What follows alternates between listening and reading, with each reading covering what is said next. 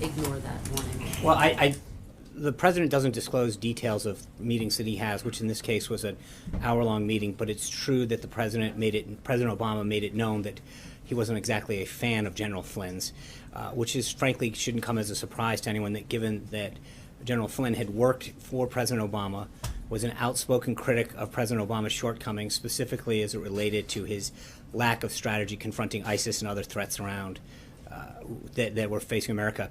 So the question that you have to ask yourself really is if President Obama was truly concerned about General Flynn, why didn't he suspend General Flynn's security clearance, which they had just reapproved months earlier? Additionally, why did the Obama administration let Flynn go to Russia for a paid speaking engagement and receive a fee? I mean, there were steps that they could have taken that, if that was truly a concern more than just a person that had bad blood. And I want to follow up on a couple of points because you raised the security clearance. But before that, if a sitting president raises the name of one individual, why wouldn't that give the president-elect pause? I understand what you're saying, the caveats about the fact that he campaigned against Hillary Clinton, etc. But wouldn't that give the incoming president pause? Well, I think I would know that I agree with your characterization. He made it clear that he wasn't a fan of his, and I don't think that should have come as a surprise considering the role that General Flynn played in the campaign, criticizing his. You didn't give him any pause at all. No, I think you if you know what we knew at the time, which is that the security clearance that he had been reapproved in April of that year, and they took, not only did they reapprove it, but then they took no steps to suspend it. So the question has to be, what did they do if they had real concerns beyond just not having, not liking him for some of the comments that he made? It's our understanding, and if you could clarify this, did Mike Flynn not need upgraded security clearance in order to serve as the National Security Advisor? Oh, he'd been head of the Defense Intelligence Agency. That's the same. You vetted him as well, correct? That's the same clearance that the security clearance. We went over this a while ago. Is the same clearance at any level. Once you get it, you get it.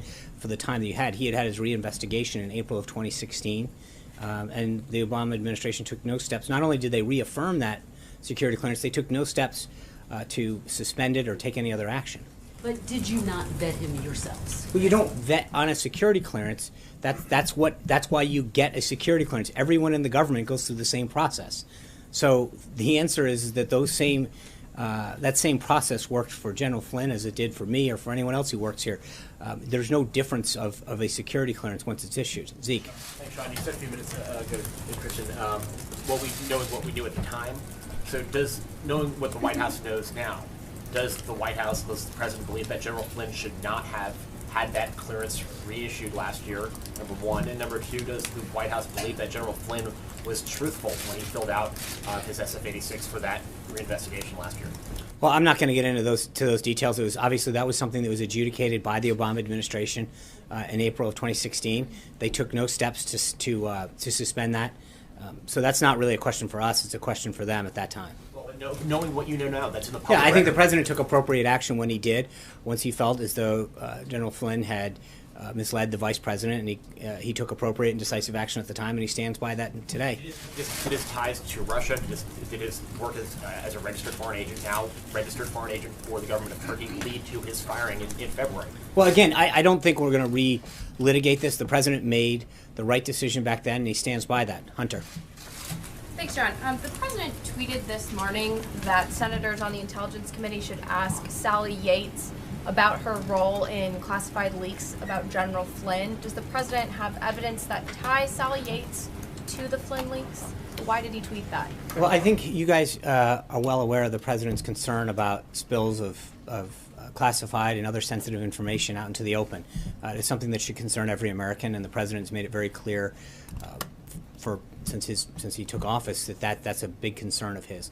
And so the idea that classified information made its way into the press is something that I think, while we're asking all of these questions, is one of the ones that I think the senator should ask. How did that information get out into the open like that? I think that is an equally important question that frankly isn't getting asked. But does the president believe that Sally Yates was the leaker in this? Again, I think that the tweet speaks for itself. What he's saying is that the Senate should ask those questions.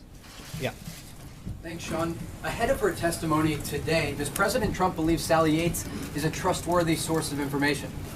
Well, that's not up for us to decide. I mean, that is up to the Senate to decide whether or not what she does, and we'll have to wait and see what that. And following up on Sarah's question, it seemed that the president was implying that Sally Yates may have had something to do with the leaked information to newspapers. Is that what he was implying? Well, I think the tweet speaks for itself. I don't think sometimes you don't have to read too much into it. Richard. Thanks a lot, Sean. Did Sally Yates have to run any of her planned testimony by the general counsel's office that she'll deliver later this afternoon? I'm not aware of it, no. And also, do you have any reason to doubt that her testimony, which will be under oath, will be truthful before the Senate subcommittee? I have no, I mean, no, I would assume that when you raise your right hand and agree to tell the truth and nothing but the truth, that you'll do that. That's the whole reason that you pledge. Two questions as it relates to President Trump and former President Obama. Back to that November conversation, were there specific reasons given, and if so, as it relates to Michael Flynn, and if so, was that based on private information? I don't know the answer to that. I know that, like I said, he passed along exactly what I mentioned to Kristen at the outset, and that's all. Sean, secondly. Michael. Two clarifications. On the signing statements broadly, not just the subject of the HBCUs, are you saying that the president was not aware of the details of that very long signing statement? It was just something done at OLC and No, that's not, I'm sorry. Yeah. No, the president's obviously aware of what happened.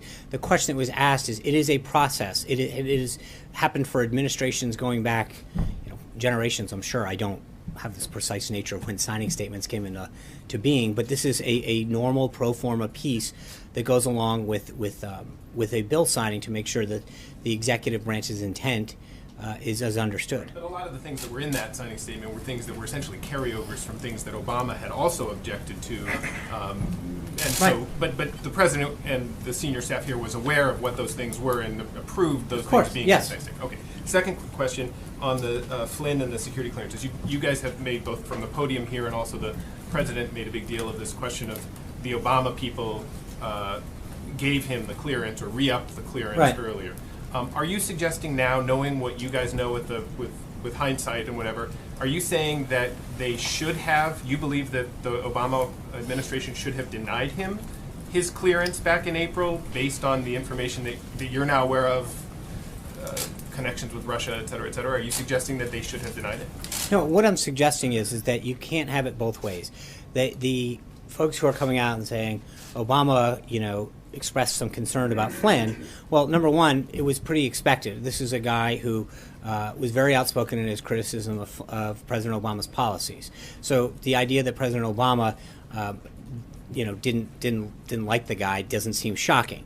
But the point that you have to ask yourself is, if the Obama administration, or under the Obama administration, if they reissued one of the highest security clearances that you can get, knowing what they knew then, and then didn't do anything to take a proactive steps to suspend it in any way, shape, or form, the question you have to ask yourself is, if they were concerned, why didn't they take any steps? They're the ones who had, at that point, all the access and all the knowledge to everything that was on his SF-86 security clearance, not us.